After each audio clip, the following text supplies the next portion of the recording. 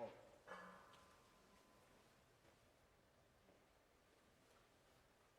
Ready. Post.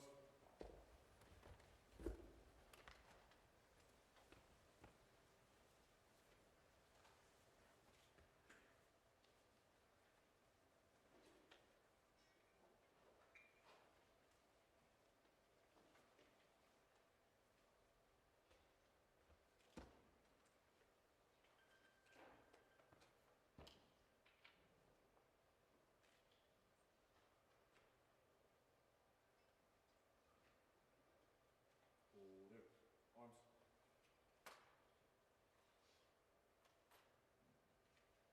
File.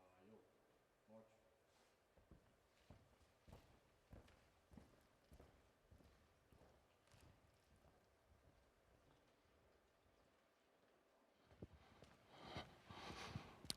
Well, is everybody ready for the 26-mile march? We're going to get you all out of the room here and get on the buses shortly. Well, good afternoon, everyone. I'm Major General Randy Fullhart, Commandant of Cadets here at Virginia Tech. Welcome to the 8th State of the University Address. 10 years and 2 months ago, the Board of Visitors announced that Tim Sams would be the next president of Virginia Tech, and we wondered where this new leader would take us. The past decade has been a remarkable journey. We see the impact on our campus as our infrastructure has grown and improved. More importantly, we see the impact on our students, their caliber, quality, and sense of purpose. And I certainly see that in our cadets every day. I appreciate our president's leadership and also the way he leads by bringing us together to grow and succeed as a community. So as we prepare for another year of Hokie leadership and accomplishment, it gives me great pride to introduce the president of Virginia Tech, Tim Sams.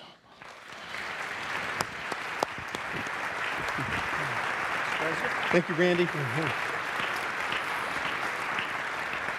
Thank you. Thank you, Heidi Tidies and the Corps of Cadets Color Guard, and thank you, General Fullhart, for your dedication to Virginia Tech. As I think most of you know, General Fullhart will retire at the end of this semester after 13 years, the longest-serving commandant in Corps history.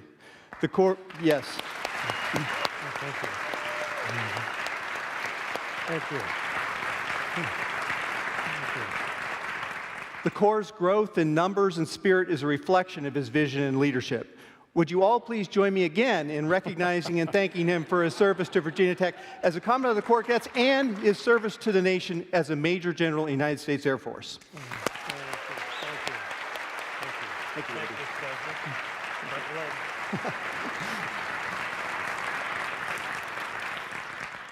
Well, welcome everyone, and thank you for being here. Special welcome to Ed Bain, Director of our Board of Visitors, and Board Member Dr. Nancy Dye are here with us today. We've had a few new senior leaders join us. Please welcome Lou Liu, who became the Dean of the College of Architecture, Arts, and Design, coming to Virginia Tech from NC State.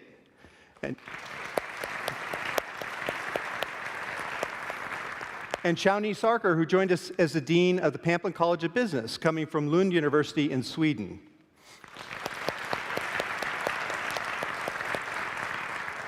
And Sharon Pitt, who began this month as Vice President for Information Technology and Chief Information Officer, coming to us from a similar leadership role at Brown University. And I should say this is a homecoming for Sharon, who earned her bachelor's degrees in economics and her master's in architecture from Virginia Tech.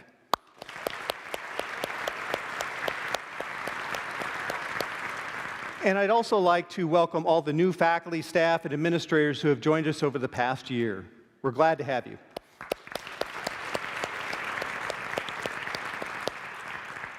I want to recognize Alan Grant. Alan will be retiring this fall after 15 years as Dean of the College of Agriculture and Life Sciences and a total of 44 years at 4 different land-grant institutions.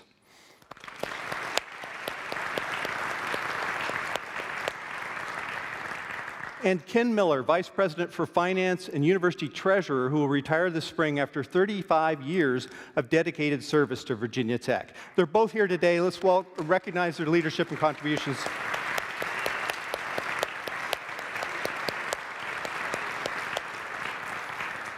2024 will be a significant year for all of us. We have challenges to address, milestones to achieve, and our hard work and investment in the Beyond Boundaries vision will pay off in tangible ways.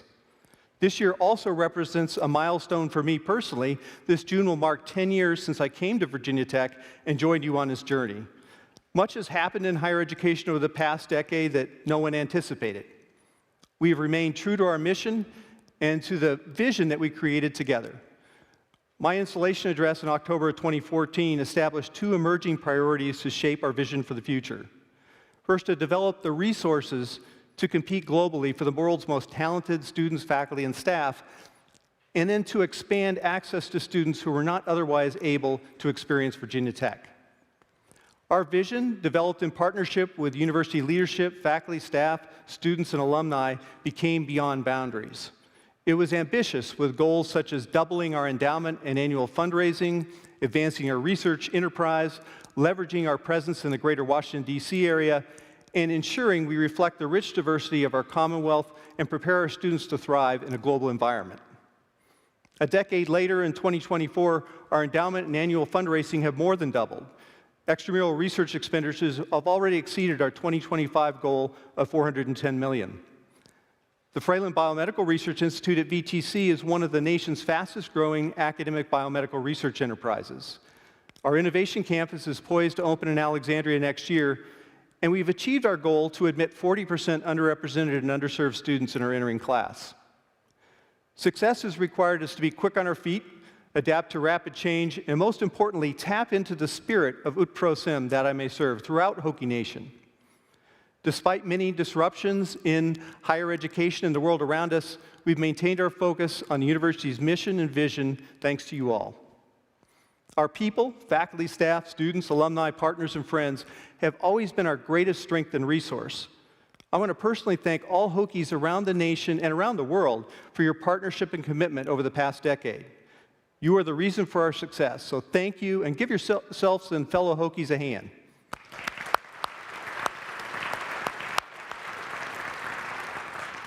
When the pandemic hit us 4 years ago, we said we would emerge stronger despite the challenges, and I believe we have. From fall of 2019 to fall of 2023, applications for undergraduate admission rose by 64%, and we hit another record for this coming fall at over 52,000 applications, up 11% over last year.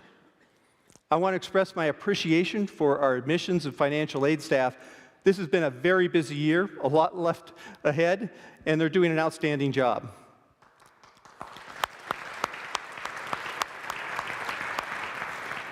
To keep undergraduate enrollment flat at about 30,000 students, our strategic plan target, we had to reduce the percentage of applicants accepted from 70% to 57%. While we attract an increasing number of highly qualified first-time in college applicants that would be successful at Virginia Tech, our capacity to admit students is limited by our on-campus infrastructure and the availability of housing. Since 2019, when we nearly hit our 2023 enrollment target, we have been building on-campus infrastructure to accommodate the growth. The Data and Decision Science Building, the Core Leadership and Military Science Building, a new residence hall in the Upper Quad, and Gilbert Place opened last year. Hitt Hall, Perry Place Dining Hall, the Undergraduate Science Laboratory Building, the War Memorial Gym renovations, finally, the elevators next to Deering Hall, and the multimodal transit facility will all be complete by this coming fall.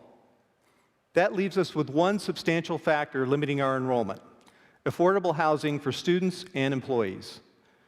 We will begin to address the on-campus housing when the first phase of the Student Life Village is complete, adding approximately 620 net new beds.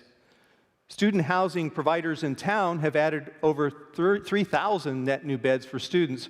However, current housing inventory, both on campus and off campus, will constrain Virginia Tech's growth in the near term.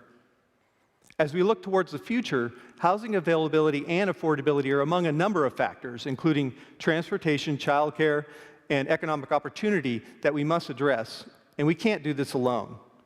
Over the past year, we have engaged in discussions with our community partners in Blacksburg, Christiansburg, Montgomery County, and the surrounding communities on a structured shared visioning process, a process that will identify both opportunities to align our aspirations and obstacles that we can work jointly to overcome.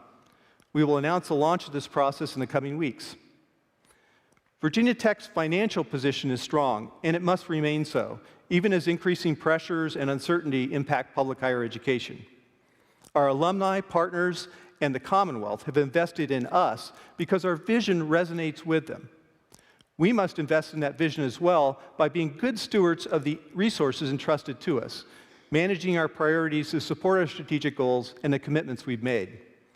That's why we're being proactive by setting a university-wide goal for the next 5 years to identify a total of $25 million in recurring cost savings that can be strategically reinvested to best serve the university's mission.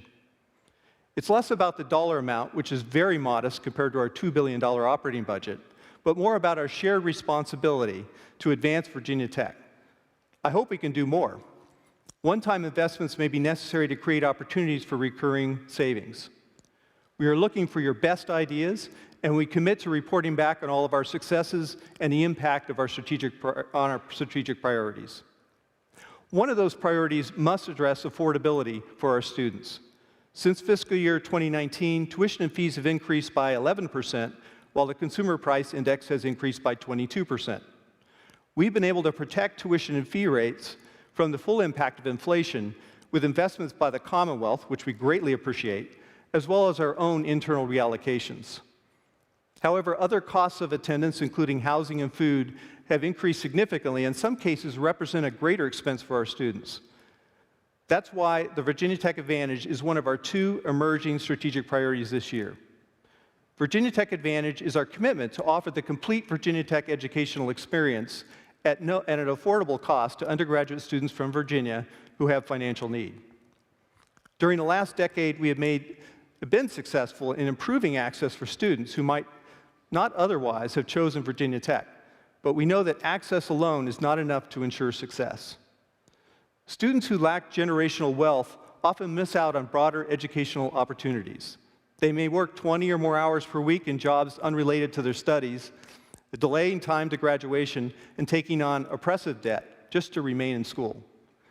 They are at risk of not developing the workplace skills and networks that are strong predictors of success after graduation. The full Virginia Tech experience provides our graduates with opportunities to begin a fulfilling career with the skills and networks needed to succeed without the heavy burden of excessive student loan debt.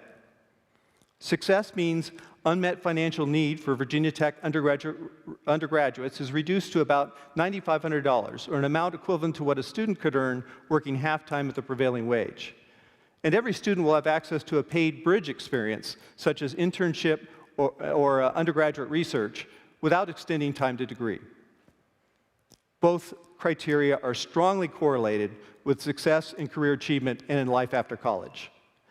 The gap between student financial need and the aid and support we currently provide is estimated to be $52 million annually. Virginia Tech seeks to raise $500 million over the next decade to provide endowment and programmatic support to sustain the commitment to the Virginia Tech Advantage. In addition, we seek to incorporate paid internships and other bridge experiences into every degree program. I want to take a moment to thank the Virginia Tech Advantage Steering Committee and working groups led by Minna Pratt and Matt Holt, and all the students who provided their feedback in shaping this strategic initiative.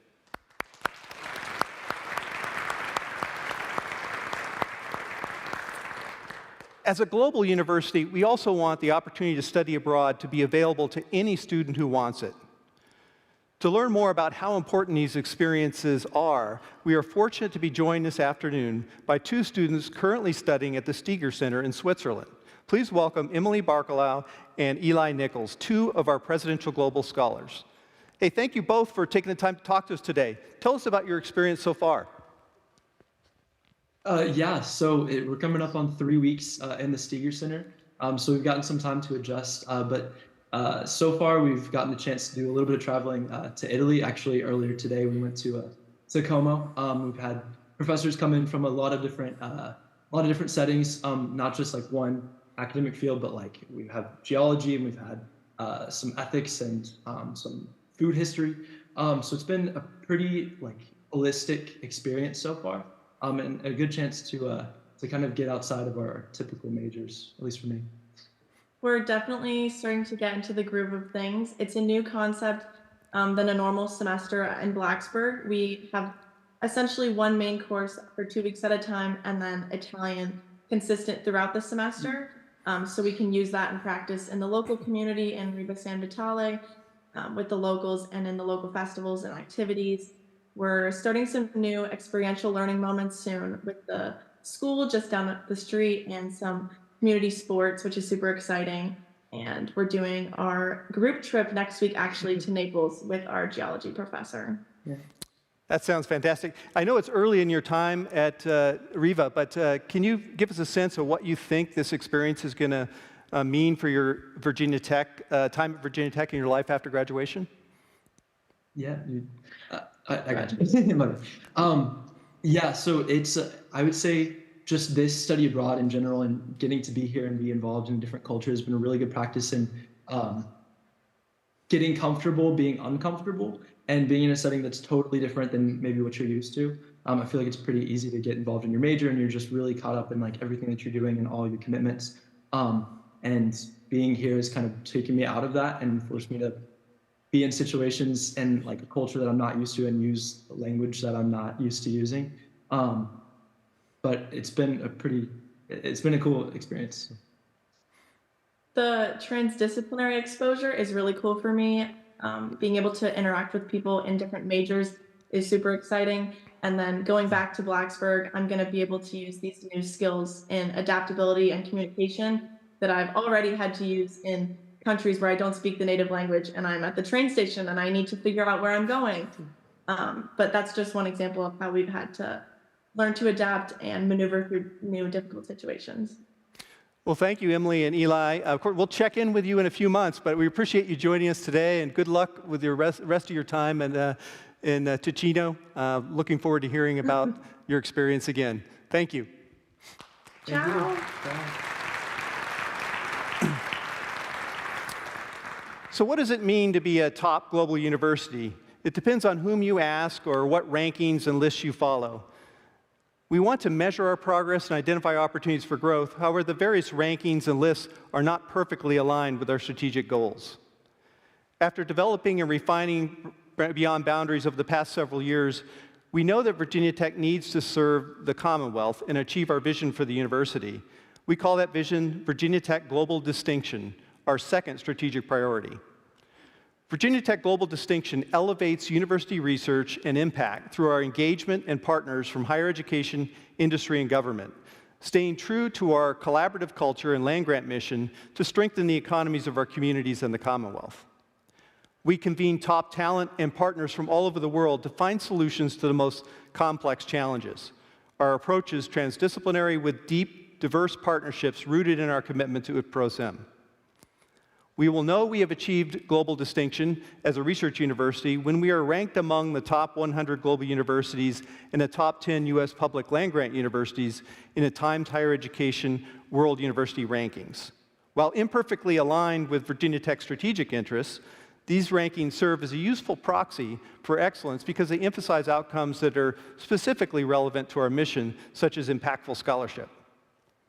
We will also maintain and improve further our top 100 placement in the Times Higher Education Impact Rankings, which assesses universities across the United Nations Sustainable Development Goals, goals that are well aligned with the broad and comprehensive mission of a land-grant university and the Hokie DNA that drives us to make a difference. So where are we now? Virginia Tech is currently ranked in the 251 to 300 band in the Times World Rankings, 17th among U.S. public land-grant universities, and 92nd in the world in impact rankings. To grow our global reputation as a research university, we are focused on enhancing the impact of scholarship, extramural funding, faculty awards, fellowships and memberships, doctoral education, and postdoctoral associate training. This will be accomplished through investments in prioritized research frontiers and providing world-class shared research tools and facilities. Provost Clark has selected a steering committee to guide our efforts, led by co-chairs Dan Swee, the Senior Vice President for Research and Innovation, and Executive Vice Provost Don Taylor. We appreciate the committee's willingness to take this on and I also appreciate the work that all of you have done over the last decade to get us to this point in our journey. Both Virginia Tech Advantage and Virginia Tech Global Distinction share one important principle. Our strength is in our community and our people. Faculty, staff, and students are the university's most important assets. The growth of Virginia Tech's research enterprise is an example of how recruiting and retaining top talent supports our mission and vision for the university. Externally sponsored research grew by 13% during the last fiscal year, reaching $415 million. That surpasses our strategic plan milestone 2 years early. Second, I'd like to introduce some of the people, or today I'd like to introduce some of the people who have been directing our research success. I've asked the directors of our research institutes to join us today because their work is key in advancing Virginia Tech as a leading global research institution. Under the leadership of the Office of Research and Innovation, the institutes are open to faculty, students, and partners who are engaged in research. They provide unique facilities, equipment, and resources to support transdisciplinary research opportunities. And to give you a sense of what those institutes do, the Fralin Life Sciences Institute is led by Executive Director Robin McCarley. Its mission is to enhance the human condition by supporting innovative environmental and life sciences research, education, and engagement.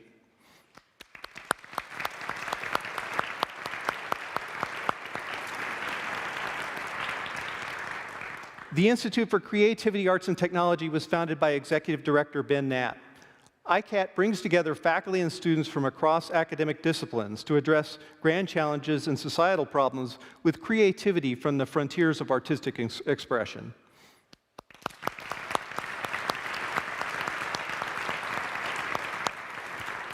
The Institute for Critical Technology and Applied Science is directed by Stefan Dumas. The Institute works across disciplinary boundaries to embrace ambitious research at the intersections of engineering, the humanities, and in the physical, life, and social sciences.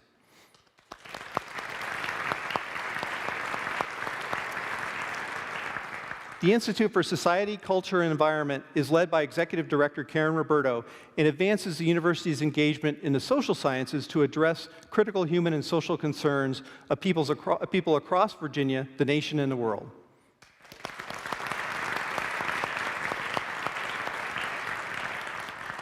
The Virginia Tech National Security Institute was launched in 2021 on the foundation of the Ted and Karen Hume Center for National Security and Technology and is led by Executive Director Eric Patterson. The Institute works to meet the pressing needs of the defense and intelligence communities by developing their future workforce and advancing interdisciplinary research, technology, and policy.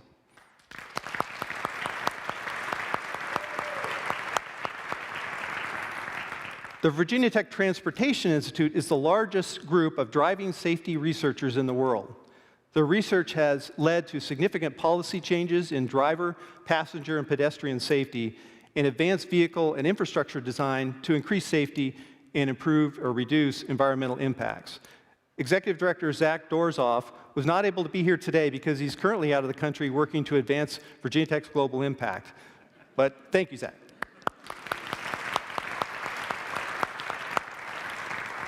And in Roanoke, the Fralin Biomedical Research Institute at VTC is now one of the nation's fastest growing academic biomedical research enterprises.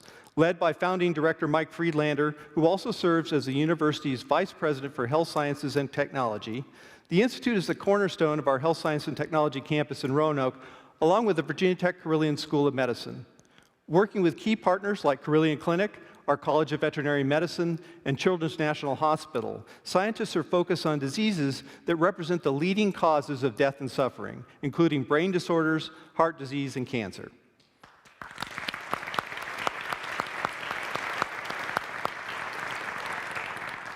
The institutes exemplify Virginia Tech's mission of discovery and creativity, dedicated to improving the quality of life and the human condition within the Commonwealth of Virginia and throughout the world. You can visit with members of the institutes in the lobby, and there will be a presentation in the cube about the important work that they do, so be sure to stop by. Investing in the success of our faculty is vital because their achievements are key to global distinction as a leading research institution. This past year, 3 Virginia Tech researchers were inducted into the National Academies of Science and Engineering, the highest honor a faculty member can achieve. Bob Bodner, University Distinguished Professor of Geochemistry, Shuhai Xiao, a renowned paleobiologist and geobiologist, and Lindsay Marr, the Charles P. Lunsford Professor of Civil and Environmental Engineering. Professor Marr was also named a MacArthur Fellow, an award often referred to as a Genius Grant. Eric Berger, the research director for Virginia Tech's Commonwealth Cyber Initiative, was recently elected as a Fellow of the National Academy of Inventors, as was Institute Director Rob McCarley, who was just introduced. And this year, the State Council of Higher Education for Virginia honored 3 of our faculty members. Timothy Jerome received the distinction of Rising Star, and T. Daniel Crawford and Kathleen Alexander received the Outstanding Faculty Award. So we should give them a round of applause. Thank you.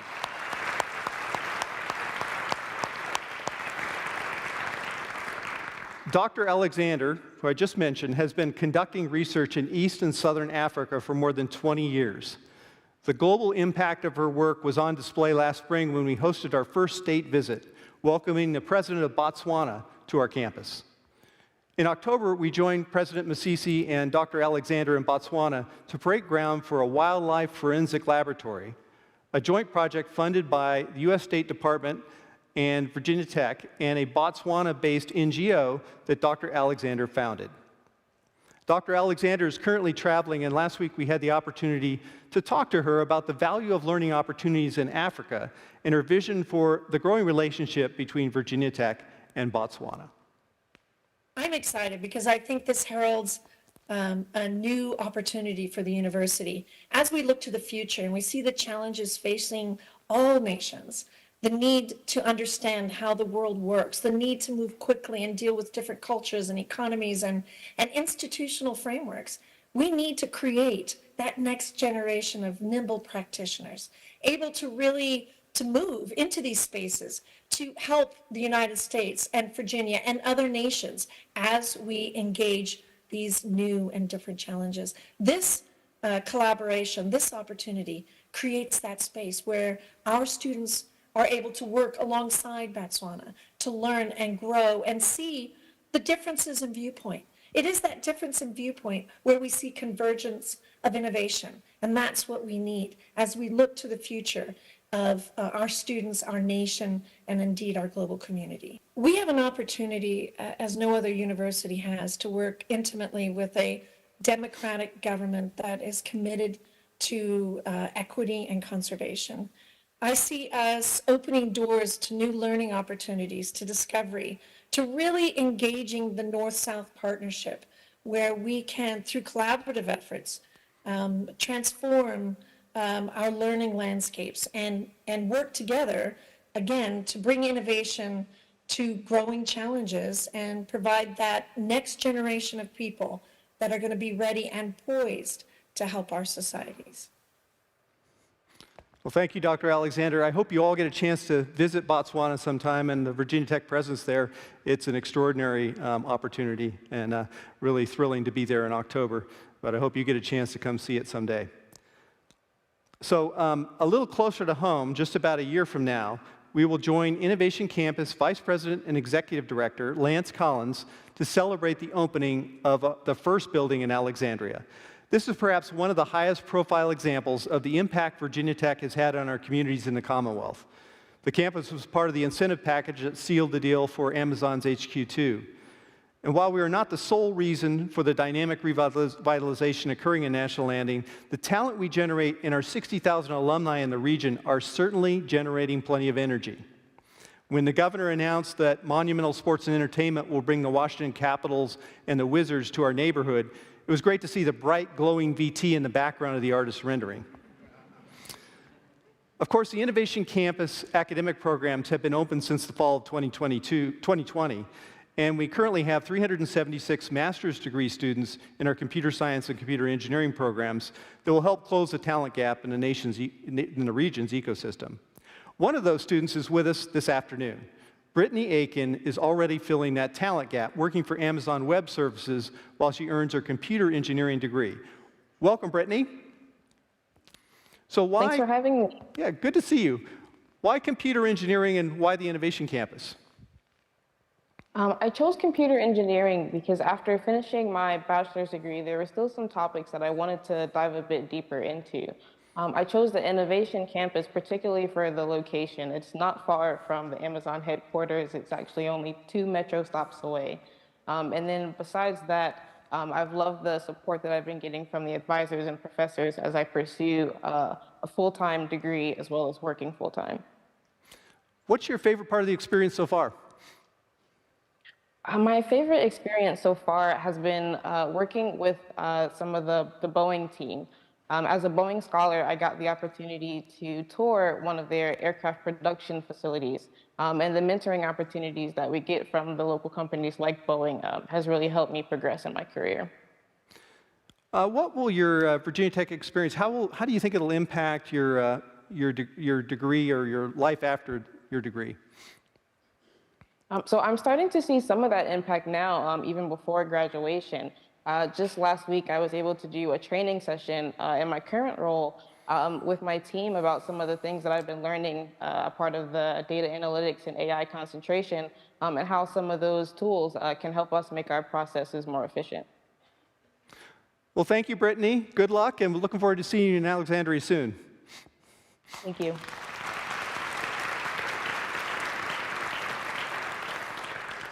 As we prepare for the opening of the Innovation Campus building, I want to express my appreciation to Dean Julie Ross and the Northern Virginia Steering Committee. They're doing really important work to update Virginia Tech's overall long-term vision and plan for the greater Washington, D.C. metro area. So thank you, Julie, and your team.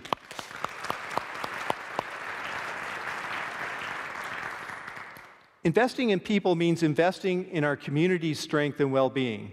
That includes being a diverse and welcoming community. I'm proud of the way the spirit of inclusive VT and our principles of community have become part of the institutional DNA.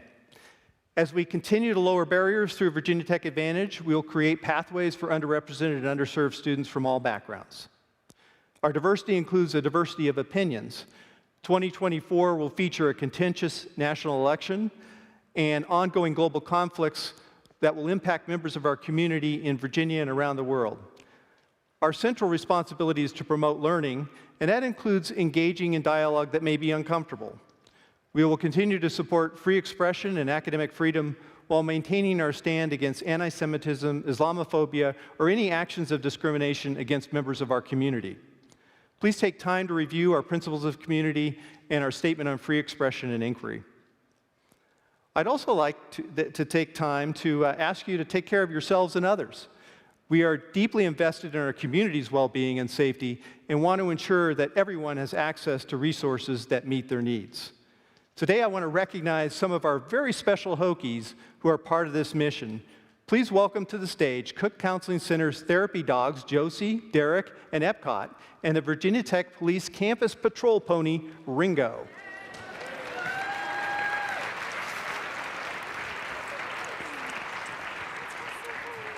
High five, high five, high five. Derek? Derek? Derek doesn't want his treat. I don't think he sees it. See? All right. There you go. Thank you, Derek. Thank you. I gotta go say hi to Ringo. Hello, Ringo. Thank you. Thank you. I know this is the highlight of the presentation. We could probably stop here and just all go out with the dogs and the pony, but thank you for coming by.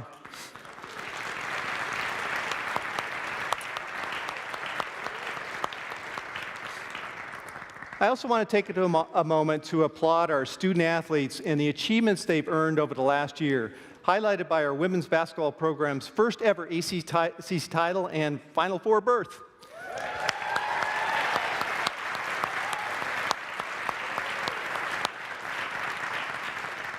Head coach Kenny Brooks is an exceptional leader, and we're grateful to have him leading our women's basketball program. I share Hokie Nation's excitement about our football program's trajectory. Some of us may still be drying off after that Military Bowl win. Coach Pry and his staff are doing tremendous work. And I want to thank Whit Babcock, who recently celebrated 10 years with us, and the Virginia Tech athletics staff for their hard work. The work of our student-athlete academic support services was evident last fall as our student-athletes' average semester GPA was 3.25. 242 of them made the dean's list, and 43 had a 4.0. The teams with the top GPAs last semester were women's soccer, golf, and tennis, and men's golf, tennis, and baseball. Let's recognize Virginia Tech Athletics and our outstanding student athletes with a round of applause.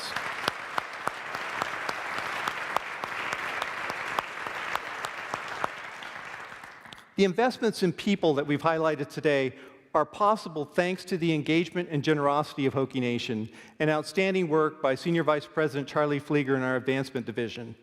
U.S. News recently published a list of the top 15 colleges in the U.S. where the most alumni donate.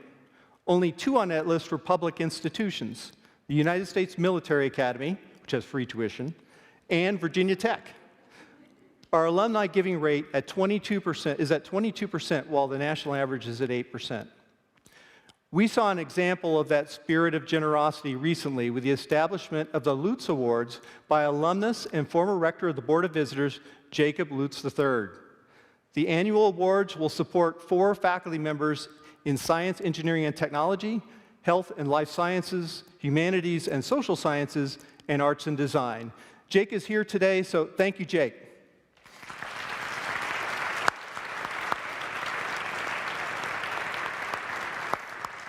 As a result of Hokie Nation's generosity and Advancement's hard work, we raised $225 million in new gifts and commitments last year, exceeding our goal once again. Our average annual giving is now almost 3 times what it was a decade ago.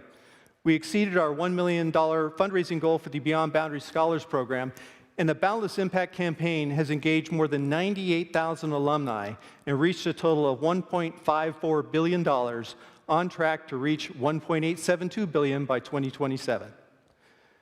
This year, Virginia Tech was recognized by the Council on Advancement and Support for Education as a Case 50 institution, placing us in the top tier of university advancement. So please join me in recognizing our Advancement Division.